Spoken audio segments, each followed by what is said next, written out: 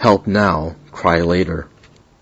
Presidents, senators, congressmen, adoption agency directors, nurses, and flight attendants claim they were only trying to help us out of the mass grave that would have been our lives if they had just left us in Vietnam to rot in our dead mother's arms.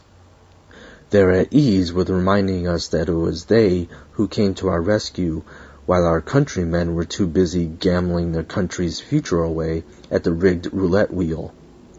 They're only too happy to remind us that we were wearing rags before they picked us out of the trash heap and fit us with the rich fabric of freedom.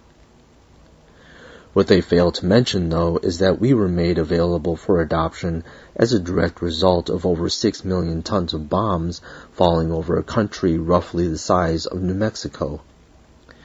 It was common practice to destroy villages and communities that were suspected of harboring communist sympathizers. Free fire zones were established in which every civilian was marked for death. Agent Orange defoliated huge swaths of the countryside, and napalm and white phosphorus bombs burned skin to a crisp. Counterinsurgency protocols like the Phoenix program were aimed at killing Viet Cong cadre and or their sympathizers, whoever they might be. Our benefactors make it a point to impress upon us how dire the situation was in the orphanages, nurseries, and hospitals, how destitute our first parents were, and that we were abandoned because our mothers either loved us too much or could care less about us. What they fail to mention is that the American government propped up corrupt dictatorial regimes, one after the other, that pilfered and siphoned off much foreign aid into their own coffers. Money and resources were diverted from child welfare programs into the war effort.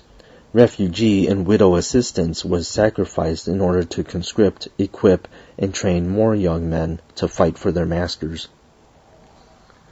Preposterously, our caretakers lauded American military know-how and generosity for clearing the way for scarce medical and food shipments to reach the orphanages.